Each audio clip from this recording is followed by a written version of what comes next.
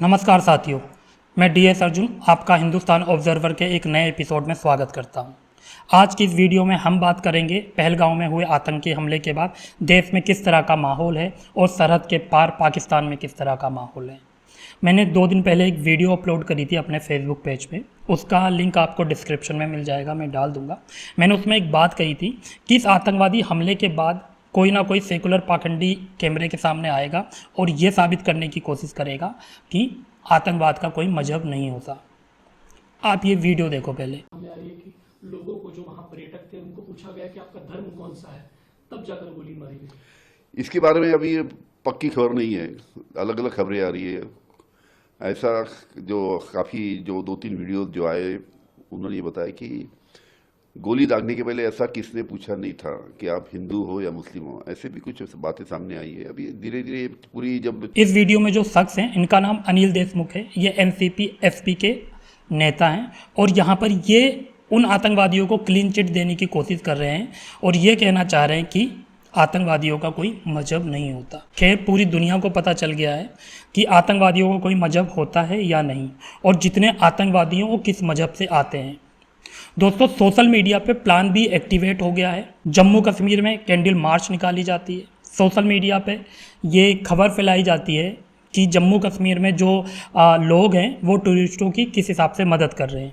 एक वीडियो और देखो, फिर मैं आपको इसके आगे की कहानी बताता हूँ। ये मैसेज भी जाना चाहिए कि जो लोग बोले कि उन्होंने पूछा पहले कि आप हिंदू हो क्या, अगर हिंदू हो तो उन्होंने मारा और मुस्लिम को नहीं मारा। ये इंडिया में मैसेज जा रहा है। ऐसा नहीं है मैं सुबह से कश्मीर में घूम रही हूँ, मैं एक हिंदू हूँ, लेकिन मुस्लिम भाई हमारे कंधों से कंधे मिला के हमारे साथ खड़े हैं और उनको ना हिंदू से खतरा हो रहा है ना हम लोगों को मुस्लिम से खतरा हो रहा है। ये सब उन लोगों को करना है और हमको भारतीय होने के नाते ये सब उनका जो इच्छा है कि यहाँ पे कश्मीर में लोग नहीं आना चाहिए, वो बताना चाहिए कि हर कश्मीरी वो हिंदू हो या मुस्लिम हो वो पर्यटकों के साथ है। हमारे ड्राइवर यहाँ पे है, हमारे ड्राइवर यहाँ पे जब ये हो गया तो हम डर गए क्योंकि घर से फोन आने लगे। यहाँ पे तो हमारा फोन भी नहीं लगता, यहाँ पे अलग सिम कार्ड लेना पड़ता है पोस्ट पर। तो घर वाले पैनिक हो रहे थे, तो भाई ने हमें बोला कि एक बार हम हमारी जान दे देंगे लेकिन आपके जान को कुछ खतरा नहीं होने देंगे। ये भाईचारा है, ये इंडिया का भारत का भाईचारा आबाद रहना चाहिए, भारत अखंड रहना चाहिए, ऐसा हमें लगता है। भाई को कोई जात धर्म नहीं रहता और पर्यटकों को भी कोई जात धर्म नहीं रहता। यहाँ पे मुझे ऐसा नहीं दिख रहा है धर्म में कुछ है, सब मानवता मानुषिकी के साथ है, मानवता के साथ है। तो यही भाईचारा टिकना चाहिए, ऐसा मुझे लगता है। अभी जो आपने मीडिया रिपोर्ट देखी, जो अभी आपने वीडियो देखी, इसमें सिर्फ ये साबित करने की कोशिश की जा रही है कि जो जम्मू कश्मीर के लोग हैं टूरिस्ट के साथ हैं, वो इस जो आतंकवादी हमला हुआ है उसके बहुत खिलाफ है। मगर आप एक चीज़ नोट करना कि जो कैंडल मार्च निकाला गया है इस आतंकवादी हमले के खिलाफ, उसमें इतनी भीड़ भी नहीं है जितना बुरहान वानी के जनाजे में थी। आतंकवादी बुरहान वानी के जनाजे में जितनी भीड़ थी। तो सिर्फ जो ये हो रहा है ना कश्मीर में, ये सिर्फ एक दिखावा है, ये सिर्फ एक प्रोपोगेंडा है। सिर्फ इस डर से किया जा रहा है कि सरकार पता नहीं ऐसा कौन सा कदम उठा देगी कश्मीर का जीवन अस्त व्यस्त हो जाएगा। और सिर्फ इस डर से ये कर रहे हैं कि अगर कश्मीर में टूरिस्ट आना बंद हो गए तो कश्मीरियों की रोजी रोटी कैसे चलेगी, उनकी कमाई कैसे चलेगी। ये सिर्फ उसी चीज़ की एक रूपरेखा बनाई जा रही है। बहुत से मीडिया हाउस, बहुत से रिपोर्टर, बहुत से यूट्यूबर ये कह रहे हैं कि ये जो इसे एक नया एंगल देने की कोशिश की जा रही है, वहाँ पर हिंदू मुसलमान जैसा कोई चीज़ नहीं थी और मीडिया रिपोर्ट प्रोपेगेंडा फैला रही हैं, ठीक है। और जो ये कह रहे हैं कि हिंदू देख के मारा गया, ये सारी झूठी खबरें हैं। तो आप सबको पता है कि क्या हुआ, मुझे इसके बारे में एक्सप्लेन करने की ज़रूरत नहीं है। जो लोग मारे गए उनके परिजन कैमरे के सामने रो रो के कह रहे हैं कि नाम पूछा गया, कलमा पढ़ने को कहा गया, उनकी आईडी चेक की गई, यहाँ तक कि उनकी पैंट उतारकर चेक करने की कोशिश की गई कि वो हिंदू हैं कि नहीं, और हिंदू साबित होने पर उन्हें कत्लेआम कर दिया गया।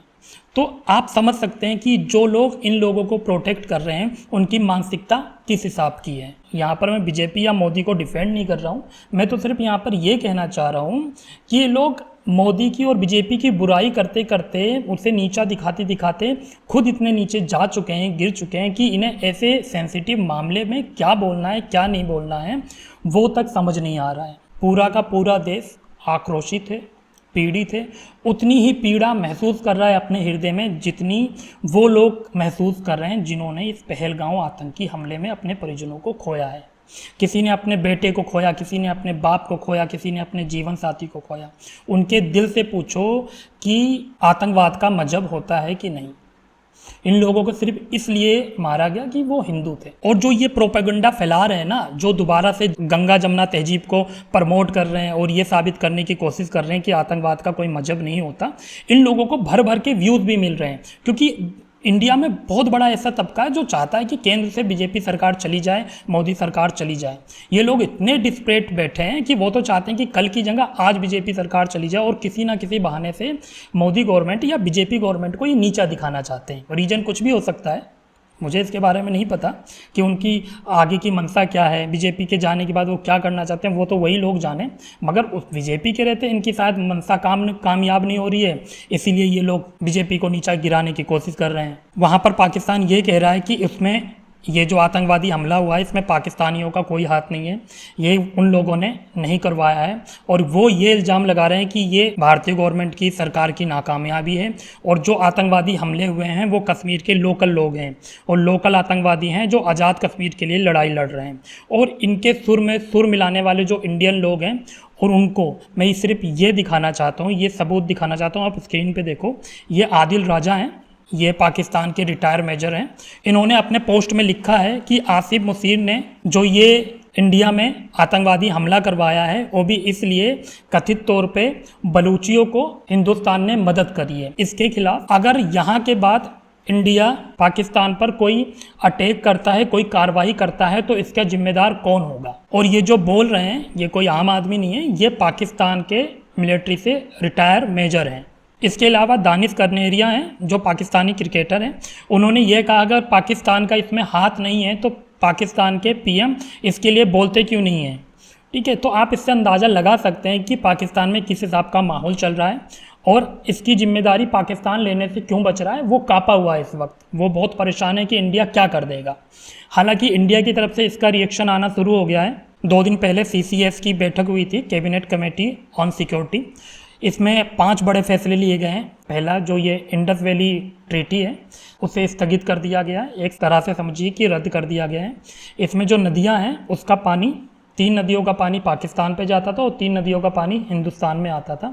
और जो हिंदुस्तान में भी जिन 3 नदियों का पानी आता था उसमें से भी 80% पानी पाकिस्तान में जाता था। और ये जो टोटल पानी जो पाकिस्तान में जाता है इसका इम्पैक्ट ये समझ लीजिए कि जो वहाँ पर कृषि भूमि है उसमें जो सिंचाई होती है उसका 80% तक इसी पानी से सिंचाई होती है। तो अगर इस पानी को बंद कर दिया जाएगा तो पाकिस्तान का किस हिसाब से बुरा हाल होने वाला है। दूसरा डिसीजन ये लिया कि अटारी बॉर्डर को बंद कर दिया गया है और यहाँ से पाकिस्तान भारत के साथ 4000 करोड़ रुपए का व्यापार करता था। ये भी एक पाकिस्तान के लिए बहुत बड़ा झटका है, इसका असर अभी नहीं आपको आगे देखने को मिलेगा। तीसरी जो फैसला ये है, जो वहाँ पर 155 पहले लोग रहते थे उच्चायुक्त में उसे 55 कर दिया था, अब उससे भी घटाकर उनकी संख्या 30 कर दी गई है। चौथी खबर यह है जो सार्क वीजा मिलता था, क्योंकि ये भारत और पाकिस्तान सार्क देशों में से तो ये एक दूसरे को वीजा देते थे, सार्क वीजा रद्द कर दिया गया है इंडिया की तरफ से। और जिन लोगों को वीजा मिल चुका है वो भी रद्द माना जाएगा। और जितने लोग अभी पाकिस्तानी यहाँ पर हिंदुस्तान में हैं उन्हें 1 हफ्ते का टाइम दिया गया है अपने मुल्क लौटने के लिए। और 5वां फैसला ये है कि पाकिस्तान से आर्मी, नेवी और एयरफोर्स के जो डिप्लोमेट थे, सलाहकार थे, उन्हें हिंदुस्तान वापस बुला लिया गया है। और यहाँ के जो पाकिस्तान के यहाँ पर जो लोग थे उन्हें पाकिस्तान वापस भेज दिया गया है। और आज जो अभी खबर आई है, अब केंद्र सरकार ने एक नोटिफिकेशन जारी किया है जम्मू कश्मीर में रहने वाले केंद्र सरकार के कर्मचारियों को कि वो सारा काम अब वर्क फ्रॉम होम करेंगे जब तक अगला नोटिफिकेशन नहीं आ जाता है। तो आप इस चीज़ से अंदाज़ा लगा सकते हैं कि सरकार कुछ ना कुछ बड़ा करने वाली है। और यकीन मानिए उरी और बालाकोट से कुछ ज़्यादा बड़ा होने वाला है इस बार। और बिहार के जो रैली में पीएम मोदी ने जो बात बोली थी, आप ये वीडियो देखिए।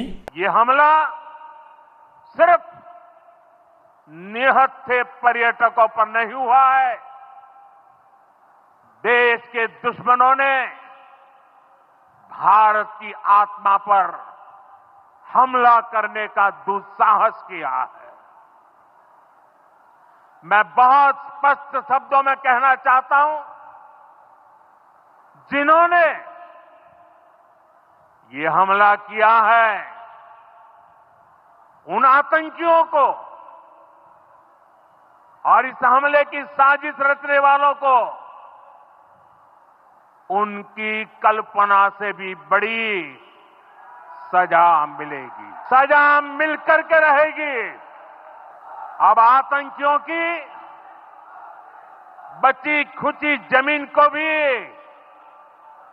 मिट्टी में मिलाने का समय आ गया है। Friends, today from the soil of Bihar, I say to the whole world, India will identify, track and punish every terrorist and their backers. We will pursue them to the ends of the earth. India's spirit will never be broken by terrorism. Terrorism will not go unpunished. Every effort will be made to ensure that justice is done.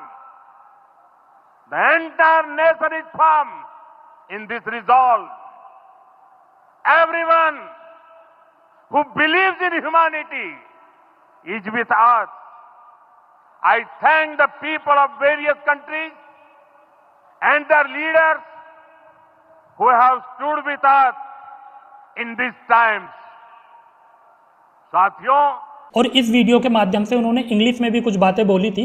वो सिर्फ English में बोलकर ये सब दिखाना चाहते थे, पूरी दुनिया को ये समझाना चाहते थे। इंग्लिश में बोलने का मकसद यही था कि पूरी दुनिया को ये मैसेज जाए कि जो हिंदुस्तान करने जा रहा है वो पूरी दुनिया को बता के कर रहा है, और हिंदुस्तान अपने देश पे होने वाले किसी भी हमले के खिलाफ पूरा सक्षम है, पूरी कार्रवाई करने के लिए सक्षम है। उसे किसी की अनुमति लेने की जरूरत नहीं है। और इसके बाद पाकिस्तान में बहुत अलग सा माहौल है, बहुत डर का माहौल है।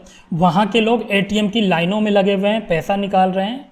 मैंने कुछ मीडिया हाउस में देखा है ये कि वहाँ के लोग अपने घर का सामान भर रहे हैं, एटीएम की लाइन में खड़े हैं, पैसा निकाल रहे हैं। वो सोच रहे हैं कि पता नहीं कब युद्ध शुरू हो जाएगा, इसलिए वो अपनी व्यवस्था बना के रख रहे हैं। पाकिस्तान के जो मंत्री हैं ख्वाजा आसिफ ने प्रेस कॉन्फ्रेंस करके कहा है कि अगर भारत ने इंडस वैली ट्रीटी को, इस संधि को तोड़ा तो वो इंटरनेशनल कोर्ट में जाएंगे, अपने साथियों से, दूसरे देशों से बात करेंगे, या इसके लिए जो भी उन्हें करना पड़ेगा वो करेंगे। और उन्होंने कहा अगर ये चीज़ इंडिया करता है तो ये युद्ध पैदा करने जैसी स्थिति है। मैं सिर्फ यहाँ ये बताना चाहूँगा कि ये चीज़ इंडिया करता नहीं है, इंडिया ने कर दिया है। आप चेक कर लो, इंडिया ने बोल दिया कि हमने ये संधि तोड़ दी है तो तोड़ दी है, पानी रोक दिया है तो रोक दिया है। अब आपकी बारी, आपको जो करना है करो। इंडिया की सेना, इंडिया के फौज, इंडिया की जनता इंतजार कर रही है कि आप में कितना दम है। आप सिर्फ बोलते रहोगे या कुछ करोगे भी। वहाँ के जो लोग हैं, डिप्लोमेट हैं, जो अधिकारी हैं, वो कह रहे हैं कि हम शिमला समझौता तोड़ देंगे। तोड़ना है तो तोड़ दो। आपने शिमला समझौता तो उसी दिन तोड़ दिया था जब आपने कारगिल पे युद्ध किया था। मैं बताता हूँ एक्चुअली शिमला समझौता है क्या। 1971 में युद्ध हुआ था, उसके बाद इंडिया ने पाकिस्तान की 13,000 स्क्वायर किलोमीटर की ज़मीन अपने कब्जे में कर ली थी। उसके बाद 1972 में शिमला समझौता हुआ था। उस वक्त ये डिसाइड हुआ था कि ये बॉर्डर पाकिस्तान का, ये बॉर्डर हिंदुस्तान का है। करीब 15-16 मैप एक्सचेंज किए गए थे, दोनों के पास एक एक कॉपी रखी हुई है आज भी, ठीक है। और ये शिमला समझौते का कुछ नहीं करना है, आपको जो करना है कर लो, इसे फाड़ के फेंकना है, आग लगाना है लगा लो। और इसी समझौते में ये हुआ था कि भैया एक हिस्सा ऐसा है कि जहाँ पर ठंडियाँ बहुत होती हैं और हमारे सैनिक भी परेशान होते हैं, आपके सैनिक भी परेशान होते हैं, तो हम इस समझौते में ये भी कर लेते हैं कि ठंडियों में हमारे सैनिक और आपके सैनिक अपनी अपनी जगह पर आ जाएंगे, उस पहाड़ से उतर के नीचे आ जाएंगे, और जैसे ही ठंडियाँ कम होगी आप भी ऊपर चले जाना, हम भी ऊपर चले जाएंगे। ये एक शिमला समझौते का ही पार्ट है। कारगिल का जो युद्ध हुआ था उसमें इस समझौते को तोड़ दिया था। तो आप कैसे बोल सकते हो कि आप शिमला समझौता रद्द कर दोगे? आपने रद्द कर दिया है और अब इंडिया की बारी है इस चीज़ के लिए, ठीक है। आपको जो करना है कर लो। भारत को अब जो करना है आतंकवाद के खिलाफ, भारत वो करेगा।